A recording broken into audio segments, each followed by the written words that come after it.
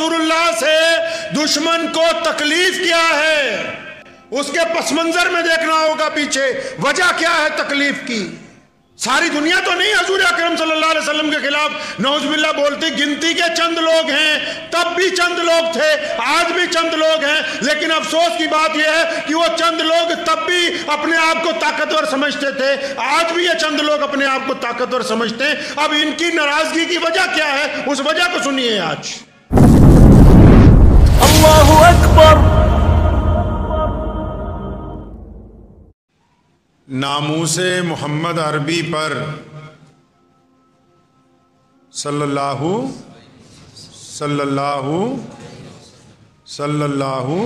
علیہ وسلم، ناموس محمد عربی پر ہم جان نچھاور کر دیں گے، گر وقت نے ہم سے خوں مانگا ہم وقت کا دامن بھر دیں گے۔ اللہ کے پیارے نبی حضرت محمد رسول اللہ صلی اللہ علیہ وسلم کی جو ذات گرامی ہے، یہ پوری کائنات کے لیے ابد سے ازل تک قابل احترام ہے، لیکن اس بات پہ بھی غور کرنا ضروری ہے کہ بار بار پوری دنیا کے الگ الگ ملکوں میں یا ہمارے ملک میں اللہ کے پیارے نبی حضرت محمد رسول اللہ صلی اللہ علیہ وسلم کی ہی شان میں کیوں گستاخی کی کوشش کرتے ہیں؟ دنیا میں تو اور بھی بہت سے لوگ ہیں نا،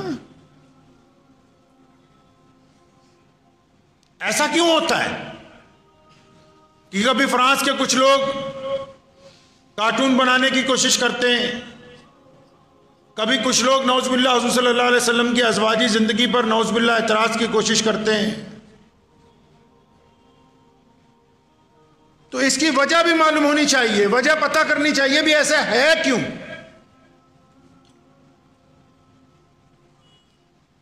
کہ جو دشمن ہے وہ بار بار پیارے نبی حضرت محمد رسول اللہ صلی اللہ علیہ وسلم کے خلاف ہی کیوں بولتا ہے؟ ورنہ ان کو تو اس دنیا سے پردہ فرمائے ہوئے 1450 سال ہو گئے، اب ان کے جو نائبین ہیں، جو مسلمانوں کے امام ہیں، مسلمانوں کے قائد ہیں، الگ الگ مسلمانوں کے لیڈران ہیں، ان کی زندگی کے اوپر تو کوئی نہیں بولتا۔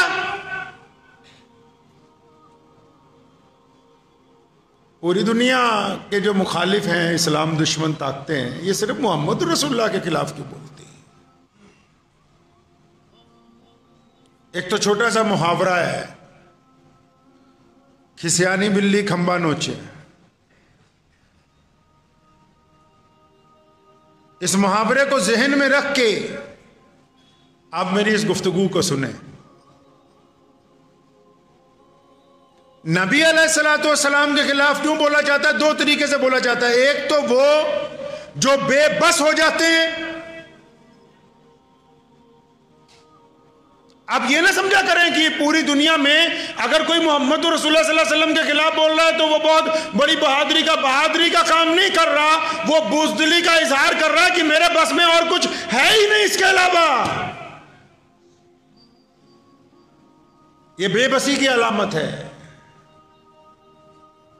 اس میں بھی دو طرح کے لوگ ہیں، ایک تو وہ جو بالکل بے بس ہیں، وہ اپنی زبان سے گندی باتیں نکالتے ہیں، دوسرے وہ جو ان سے بھی بڑے دشمن ہیں، وہ چپ چاپ کسی ایسے غدار کی تلاش کرتے ہیں مرزا غلام قادیانی کی طرح، کہ جو نعوذ باللہ حضور صلی اللہ علیہ وسلم کی نبوت کے اوپر ڈاکہ مارنے کی کوشش کرتا ہوں۔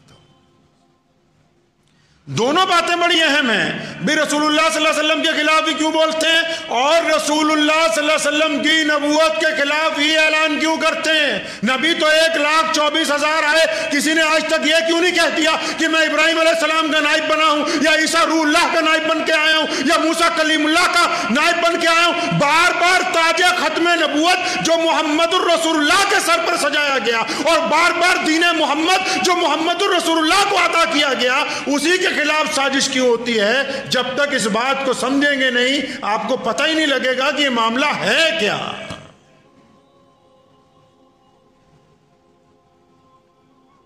کوئی بھی اٹھا حضور اکرم صلی اللہ علیہ وسلم کے خلاف بول دیا.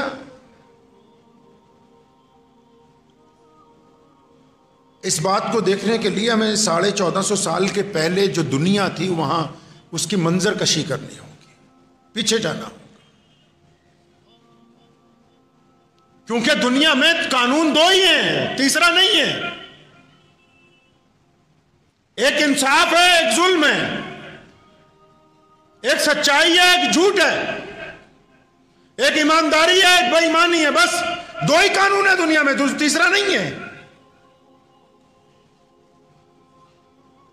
پیچھے چلتے ہیں 1450 سال پہلے. مکہ ہے، مکہ مکرمہ کی زمین پر ایسے لوگ رہتے ہیں کہ بیٹی پیدا ہوتی ہے تو اس کو ریت میں دبانے کے لیے جاتے ہیں کہ کل کو کسی کو داماد بنانا پڑے. کئی بڑے بڑے بادشاہ پیچھے ہٹ گئے عرب سے کہ یہاں تو راج بھی نہیں کیا جا سکتا، یہ آپس میں بہت لڑتے ہیں. ذرا سی بات پر انسانوں کا قتل ہوتا ہے. مکے سے تھوڑا آگے چلے جائیں، یشرب جس کو آج مدینۃ النبی کہتے ہیں صلی اللہ علیہ وسلم،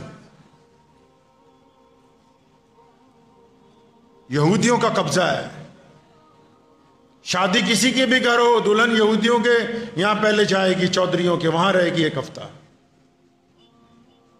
ظلم ہے، لوگ روتے ہیں، بے بس ہیں.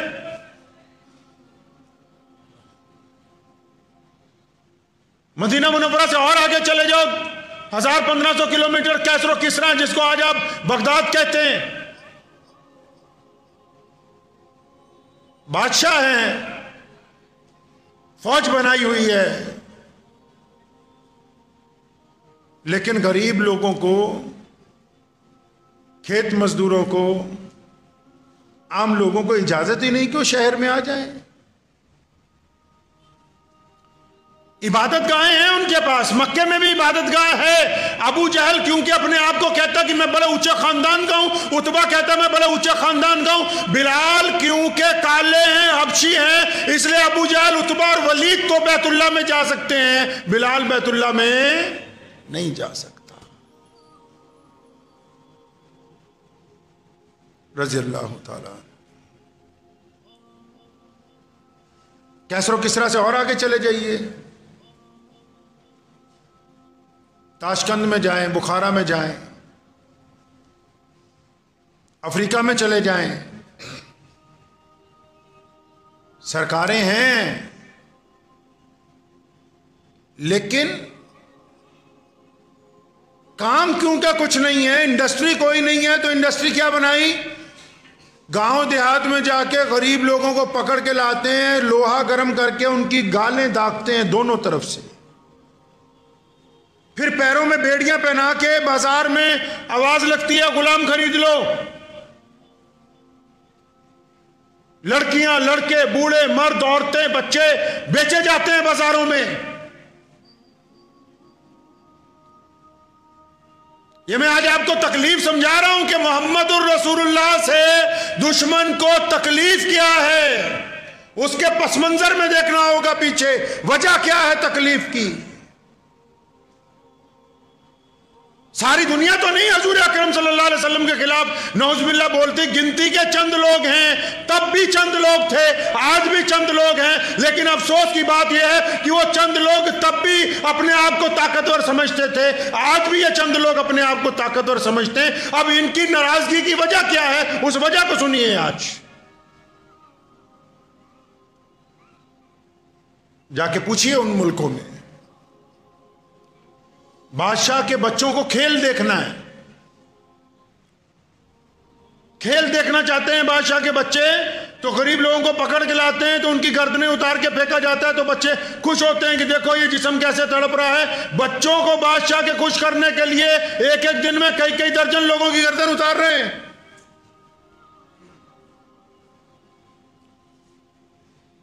یہ دنیا کے اس وقت کے حالات ہیں جب محمد رسول اللہ بھی آئے نہیں تھے.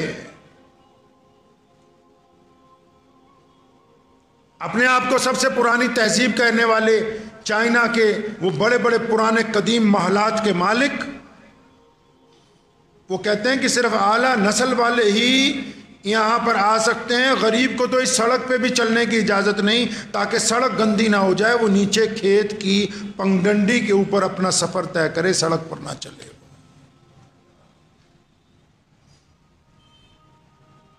ایک کنویں سے 2 رنگ اور نسل کے لوگ پانی نہیں پی سکتے تھے, اجازت نہیں. بھوکے مر جاؤ, پیاسے مر جاؤ, لیکن ایک کنویں سے جس میں کوئی بڑے لوگ پانی پیتے ہیں, اس سے غریب کا بچہ اگر پیاسا بھی ہو وہ مر جائے, لیکن اس کنویں سے وہ پانی پی نہیں سکتا. ایسے کیٹانو تو اب بھی ہمارے ہاں موجود ہیں. کہ ابھی ایک بچے کو ایک استاد نے پیٹ پیٹ کے اس لیے مار دیا کہ اس نے استاد کے مٹکے سے پانی پیا ہے, کیونکہ استاد اپنے آپ کو سمجھتا ہے کہ میں بہت اونچی برادری کا ہوں, اور یہ بچہ اونچی برادری کا نہیں.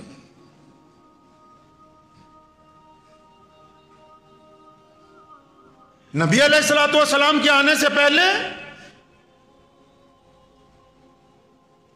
کھیت میں جو مزدور کام کرتا ہے وہ اگر روٹی مانگتا ہے اپنے مالک سے, مالک روٹی نہیں دیتا, اور وہ ہمت کر کے, کوئی ایک آدھا ہمت والا بندہ ہوتا ہے, کوئی سوجوان بندہ ہوتا ہے, وہ ہمت کر کے اگر کوتوال تک جاتا ہے اور کہتا ہے میرا مالک مجھے کھانا نہیں دیتا, تو کوتوال اس کو تحریری طور پر لکھ کے بتاتا ہے کہ کیونکہ تم غریب ہو, تمہاری نسل غریب ہے, تمہارا رنگ کالا ہے, تم تو انسانوں کی کیٹیگری میں آتا ہی نہیں ہے, تمہارے مالک کی مرضی تمہیں کھانا دے یا نہ دے, ہم اس میں کچھ نہیں کر سکتے.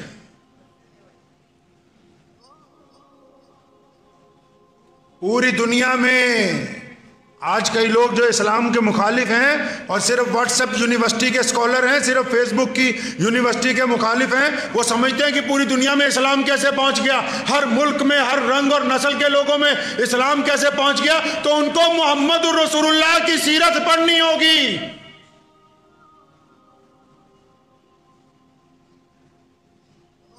صرف خنجر ہی نہیں, آنکھوں میں بھی پانی چاہیے, دشمن بھی ہم کو خاندانی چاہیے. محمد رسول اللہ صلی اللہ علیہ وسلم کی تاریخ پڑھنی ہوگی. دنیا سسک رہی تھی, تڑپ رہی تھی دنیا. پہلے بھی 2 ہی لوگوں کی لڑائی تھی, سرمایہ داروں کی اور غریبوں کی. آج بھی جو پاورفل ہے وہ پیسے نہیں مارتا اپنے ملازم کے, جو طاقتور کرسی پہ بیٹھا ہے وہ نیچے والوں سے اپنی ناراضگی کی وجہ سے زیادتی نہیں کرتا ہے. جو زیادہ دولت مند ہے وہ غریب کی بیٹی کی عزت سے کھیلنا نہیں چاہتا ہے. جس کے پاس پاور زیادہ ہے وہ اپنی مرضی کے مطابق دنیا کو چلانا نہیں چاہتا ہے. ایسا ہی تب تھا, لیکن آج اس اندھیری دنیا میں جو روشنی کی کرن پھوٹی اور کروڑوں لوگ اپنی مرضی سے جو اپنی زندگی گزار رہے ہیں, اگر اس کا بہت بڑا انعام اور اس کا بہت بڑا اگر یہ کہیں کہ کارنامہ اور اس پوری دنیا کو آزادی کا اگر کسی کے ہاتھ میں علم ہے تو ہمارے پیارے نبی حضرت محمد رسول اللہ صلی اللہ علیہ وسلم. ابو جہل کیا کہتا ہے کہ محمد صلی اللہ علیہ وسلم کو کہہ رہا ہے کہ ہم تو تمہاری برادری کے ہیں, تمہارے علاقے کے ہیں, یار ہم تمہارے ساتھ ہیں, لیکن تم یہ کیوں کہتے ہو کہ بلال کو ساتھ میں بٹھاؤ.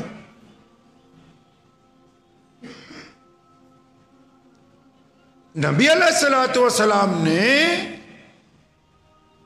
جب تشریف لائے تو اس بات کا اعلان کر دیا کہ اب ہم ملاوٹ ختم کر دیں گے, اب دوگلاپن نہیں ہوگا. محمد رسول اللہ نے جب ایک خدا کی وحدانیت کے اعلان کیا اور جب بتایا کہ اللہ کے رسول بن کے آیا ہوں, صحابہ نے پوچھا یا رسول اللہ اب کیا کرنا ہے؟ فرمایا پوری دنیا کے انسانوں کو برابری کا درجہ دینا ہے. اب بس یہ جو انقلابی قدم اٹھایا نا, تو پوری دنیا کے جو سرمایہ دار تھے جن نے چودھری سی نا, انہوں نے ٹھڈ چ درد ہو گیا کہ گورے اور کالے ہن ایک برابر. ان کے پیٹ میں درد ہو گیا. صرف یہاں نہیں, پوری دنیا میں. یہ کیسے ہو سکتا ہے کہ سارے انسان برابر ہو جائیں؟ تاریخ اٹھاؤ، آپ دنیا کی تاریخ پڑھو، اسلام کی نہیں، وشو کا اتہاس پڑھو۔ محمد الرسول اللہ صلی اللہ علیہ وسلم نے بنیاد رکھی انسانی برابری کی، محمد الرسول اللہ نے بنیاد رکھی انسانی مساوات کی، محمد الرسول اللہ نے بیٹی کو اللہ کی رحمت بتایا، محمد الرسول اللہ نے اپنے مذہب میں رہتے ہوئے دوسرے کے مذہب کے احترام کا سلیقہ دنیا کو عطا کیا، محمد الرسول اللہ نے قاضی کی عدالت میں بیٹھ کر اپنے ہی ہم مذہب لوگوں کے خلاف حق اور انصاف کا فیصلہ سنا کے دنیا کو بتا دیا کہ دنیا جو ہے وہ انصاف پر چلنے والی ہے، ظلم کے اوپر چلنے والی نہیں ہے۔ تو اس وقت جن کو تکلیف ہوئی، ابو جہل کو، عتبہ کو، ولید کو، عبداللہ بن جدان کو، مسلمہ قذاب کو، ایران کے بادشاہ پرویز کو، پھر انگلستان کی رانی ملکہ الزبتھ فرسٹ کو، اس تکلیف کی وجہ یہی ہے کہ محمد رسول اللہ، یہ ہو سکتا ہے کوئی امام، کوئی مولوی، کوئی چودھری یہ کہتے کہ میں فلاں کے گھر نہیں جا سکتا، فلاں کے ساتھ بیٹھ کے نہیں کھا سکتا، لیکن جو بندہ محمد رسول اللہ کا دیوانہ ہے، جو محمد رسول اللہ کی اتباع کرتا ہے، جو محمد رسول اللہ کی پیروی کرتا ہے، اس کے دونوں بازو پوری دنیا کے انسانوں کے لیے کھلے، وہ ہر مظلوم کا ساتھ دینے کے لیے تیار ہے، وہ ہر رنگ اور نسل کے انسان کے ساتھ محبت بانٹنے کے لیے تیار ہے۔ بس یہی وہ بات ہے جس سے بڑے بڑے فرقہ پرستوں کے دل میں تکلیف ہوتی ہے کہ اس پوری کائنات کے لوگ برابر کیسے ہو سکتے ہیں۔ یہ وجہ ہے، بنیادی وجہ ہے کہ رسول اللہ صلی اللہ علیہ وسلم نے نظام عالم کے ساتھ ٹکر لی ہے۔ پیارے نبی علیہ السلام کا دین ہر اس خطے تک پہنچا جہاں انسانوں کے ساتھ تفرقے بازی ہو رہی تھی، ہر اس خطے تک پہنچا۔ اور پھر دوسری طرف اگر آپ آئیں، آج سے صرف 150-200 سال پہلے انگلینڈ کی رانی نے بھی پھر اس بارے میں ریسرچ کروائی ہے۔ اس نے پوچھا اپنے بڑے بڑے اسکالرز کو کہ یہ مسلمانوں کو جو پوری دنیا میں مسلمان دین پر چلتے ہیں، ان کا مرکز کیا ہے، پاور کہاں سے آتی ہے، چلتا کیسے ہے اسلام؟ تو انہوں نے بڑی ریسرچ کی۔ کسی نے کہا کہ مسجدیں بنی ہوئی ہیں، مسجدوں کی وجہ سے ان میں پاور ہے۔ کسی نے کہا قرآن پڑھتے ہیں، قرآن کی وجہ سے ان میں بڑی طاقت اللہ نے عطا کی ہے۔ کسی نے کہا بیت اللہ کی طرف منہ کر کے نماز پڑھتے ہیں۔ ہر بندے نے اپنے اپنے لحاظ سے، لیکن جب فائنل رپورٹ تیار ہوئی تو حیرت انگیز بات نکل کے یہ سامنے آئی کہ مسلمانوں کی پاور سٹیشن مسجدیں نہیں ہیں۔ قرآن پاک کی صرف تعلیم کے ساتھ مسلمان جو ہے اسلام پر قائم نہیں، صرف بیت اللہ کی طرف منہ کرنے کی وجہ سے مسلمان اسلام پر قائم نہیں۔ یہ ساری جزوی چیزیں ہیں، اصل پاور مسلمانوں کے پاس محمد الرسول اللہ صلی اللہ علیہ وسلم سے عشق ہے۔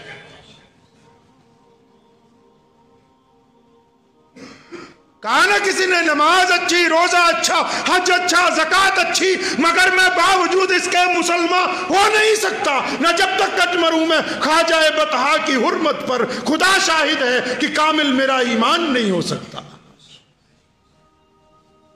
پتہ لگا کہ مسلمانوں کی تو رسول اللہ نے خود کہہ دیا تھا نا، صحابہ سے پوچھا کہ افضل مسلمان کون سے ہوں گے؟ صحابہ نے کہا یا رسول اللہ انبیاء، فرمایا وہ تو اللہ کے رسول بن کے آئے، پھر فرمایا ہم صحابہ، فرمایا تم تو میرے پیچھے نماز پڑھتے ہو، پھر فرمایا کہ کون سے لوگ افضل ہوں گے؟ صحابہ نے فرمایا یا رسول اللہ آپ بتائیں، فرمایا میرے صحابہ وہ لوگ جو ہمارے بعد، پھر ان کے بعد، پھر ان کے بعد دنیا میں آیا کریں گے۔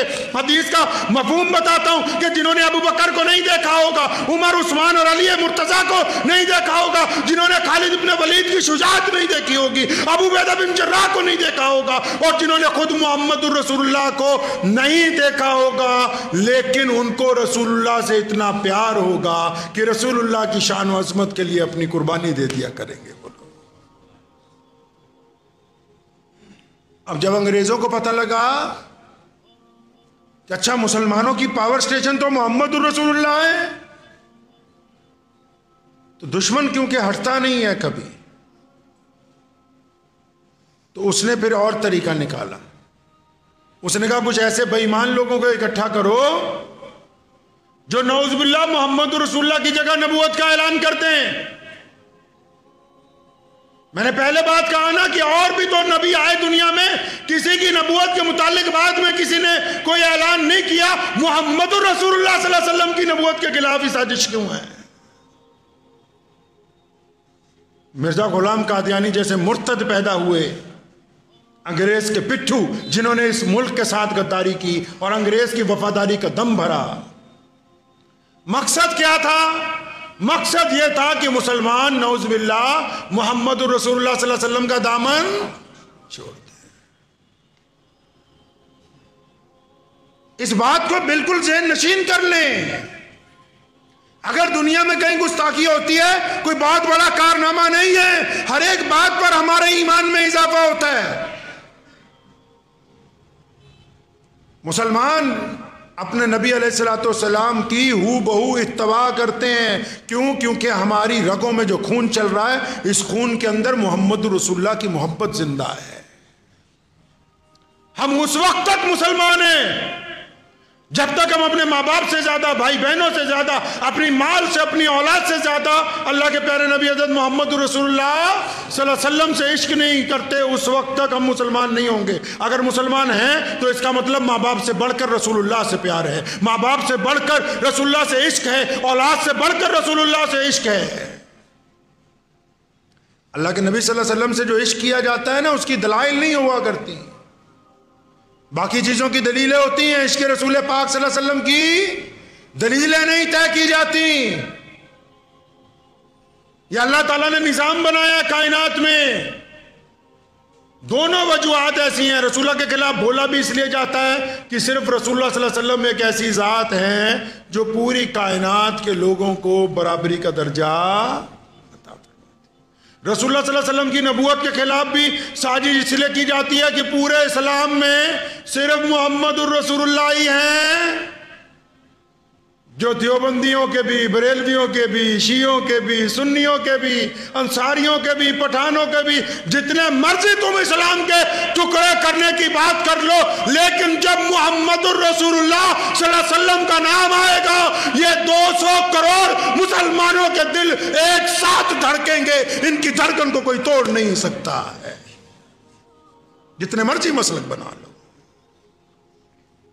یہ رسول اللہ صلی اللہ علیہ وسلم کے ساتھ عشق کا تقاضا ہے.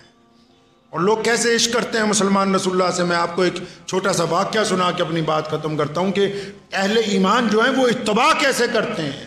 ابو جہل کو بڑی چیڑ تھی کہ یار یہ ایمان مسلمان تو ایسے رسول اللہ کی اتباع کرتا ہے کہ میں نے کسی بادشاہ کے غلاموں کو بھی نہیں دیکھا.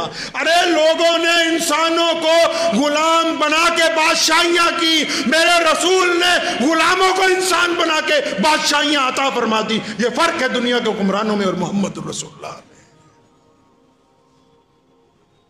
مسجد نبوی جب بنائی رسول اللہ صلی اللہ علیہ وسلم نے, ہر ایک 2-4 سال بعد اس کا دائرہ بڑھایا جاتا تھا. تو جب حضرت عمر فاروق خلیفہ بنے تو جو راستے مسجد نبوی کو آتے تھے ان راستوں میں جو پرنالے لگے ہوئے تھے, حضرت عمر فاروق بڑے عدل انصاف کے مالک تھے, مطلب ڈسپلن شکنی کسی کی برداشت نہیں کرتے تھے. مسلمانوں کے ایک سردار ہیں مکہ مکرمہ کے, علی بن سفیان رضی اللہ تعالیٰ عنہ. مسلمان ہوئے تو جہاں ان کا گھر تھا اپنے گھر کے آگے انہوں نے اینٹیں لگا کے بیٹھنے کی جگہ بنا لی سڑک پہ. عمر فاروق گزرے, دیکھا تو فوراً کارپوریشن والوں کو بولا توڑو اس کو. علی بن سفیان کی کوٹھی ہے, فرمایا نہیں, کسی کو اختیار نہیں کہ راستے کے اندر کچھ بنا لیں. تو مسجد نبوی کو جاتے تھے تو حضرت عباس رضی اللہ تعالیٰ عنہ جو صلی اللہ علیہ وسلم کے چچا ہیں, ان کا گھر بھی راستے میں آتا تھا. تو ان کے گھر کا جو پرنالہ تھا, پرانے دور میں پرنالے جو ہیں آگے کر کے لگے ہوتے تھے. یہ واقعہ میں آپ کو اس لیے سنا رہا ہوں کہ اس بات کو سمجھ لیں کہ اصل مسلمانوں کا ایمان محمد رسول اللہ کا عشق ہے. دنیا کیا کہتی کیا نہیں کہتی وہ بات کی بات ہے یار. دنیا تو ہمیں اس لیے آج انسان مان رہی ہے کہ محمد رسول اللہ صلی اللہ علیہ وسلم نے ہمیں پستی سے نکال کے ہمارے سر پر عزت کا تاج رکھا ہے. یہ تمہیں کوئی انصاری صاحب, خان صاحب, میر صاحب, جوہر صاحب کہنے والا نہیں تھا. اٹھا لو تاریخ اٹھا کے, لوگ قریب نہیں پھٹکنے دیتے تھے انسانوں کو. یہ جتنی عزتیں دنیا کے اندر بانٹی گئی یہ محمد رسول اللہ صلی اللہ علیہ وسلم نے بانٹی. تو پتنالے میں سے جب پانی گرتا تھا بارش کے دنوں میں, جو لوگ نماز پڑھنے جاتے تھے ان کے کپڑوں پہ چھٹے پڑتے تھے. تو کچھ لوگوں نے شکایت کی عمر رضی اللہ تعالیٰ سے کہ حضرت عباس کا جو پرنالہ ہے اس میں سے پانی گرتا ہے اور کئیوں کے چھینٹے پڑ جاتے ہیں. تو خلیفہ تھے مسلمانوں کے، جرت مند آدمی تھے. فرمایا پھر کیا بات ہو گئی، ابھی ٹھیک کر دیتے ہیں. اونٹ پر سوار ہو کے گئے اور عباس رضی اللہ عنہ کے گھر کے باہر پتنالہ لگا ہوا تھا، اسے پکڑا، کھینچا، نکال دیا وہاں سے. ان کے گھر والوں کو بولا کہ گھر کی چھت کے 4 کونے ہوتے ہیں، ضروری تو نہیں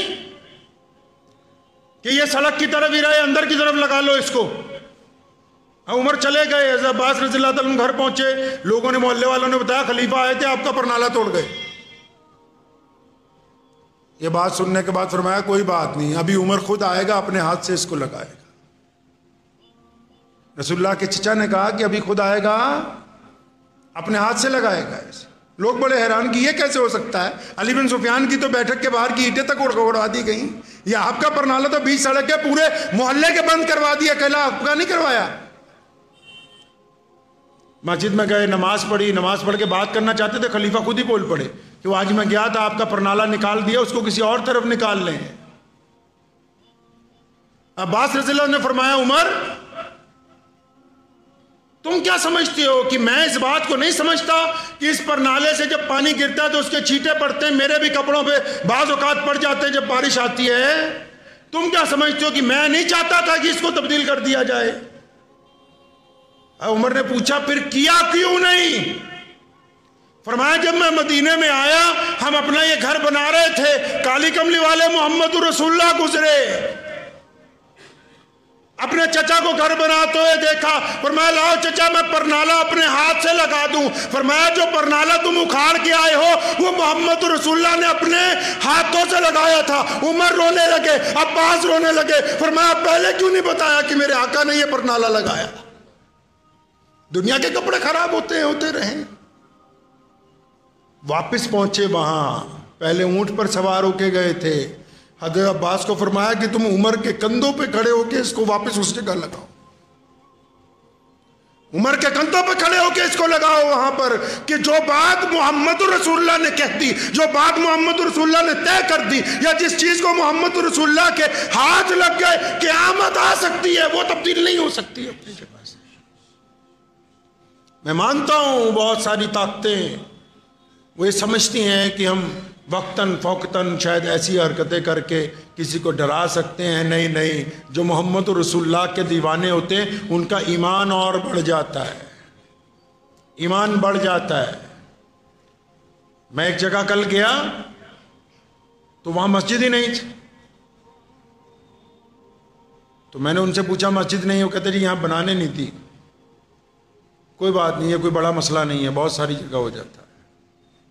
لیکن جس بات کو دیکھ کے مجھے انتہائی خوشی ہوئی، مطلب 4 جگہ میرا رکنا ہوا، 4 مختلف گاؤں میں، ہر ایک گاؤں میں ہر ایک گھر کے اندر ایک امام مجھے ملا. میں نے ان کو پوچھا یہ کس لیے رکھا ہے؟ انہوں نے کہا محمد رسول اللہ کو حکم ہے نماز پڑھنا ہے، مسجد نہیں بنتی تو کیا ہوا، ہم اپنے گھر کو مسجد بنا کے اس میں نماز پڑھتے. دنیا کی طاقتیں اسلام کے نظام کو متاثر نہیں کر سکتی ہیں. یہ عمارتوں پر نہیں چل رہا ہے دین، خام خیالی ہے کسی کی، یہ دولت پر نہیں قائم، یہ پیسوں سے نہیں چلتا ہے دین.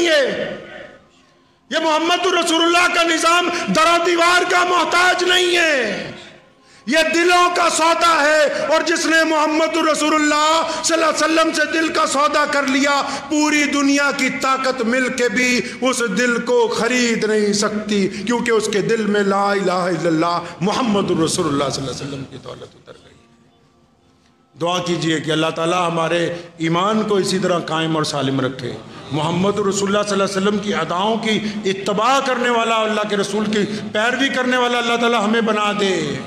ہمیں غیروں سے کوئی گلہ نہیں ہے، ہم تو بس اپنے آپ کو درست کرنا چاہتے ہیں. اسلام کی بڑی خوبی، اسلام نے کبھی کسی مذہب کے خلاف کوئی بات نہیں کی. ہم آج بھی یہ چاہتے ہیں کہ ہم اپنے طریقے کے اوپر صحیح طرح عمل کرنے والے بن جائیں، ہمیں کوئی پرواہ نہیں کسی کی. اس لیے ہمیشہ یاد رکھا کریں، جو فیس بک اور واٹس ایپ یونیورسٹی کے کئی بڑے بڑے فتوے باز ہیں، مجھے ایک صاحب کا فون آیا فلاں معاملہ ہو گیا، اس پہ کچھ نہیں بولا فلاں. ہر ایک معاملے پر بولنے کی بجائے پہلے یہ دیکھیں کہ جس زمین پر آپ رہتے ہیں یہاں آپ نے رسول اللہ کی اتباع کے متعلق کیا کیا ہے. خود دین کے اوپر قائم رہیں گے تو انشاءاللہ اللہ کی طرف سے نصرت بھی آئے گی، اللہ کی مدد بھی آئے گی۔ وآخر دعوانا ان الحمدللہ رب العالمین۔ مجھے امید ہے کہ آپ کو یہ ویڈیو پسند آئی ہوگی۔ اگر پسند آئی ہو تو یہ آپ اپنے دوستوں کے ساتھ شیئر کریں اور اس چینل کو سبسکرائب ضرور کریں۔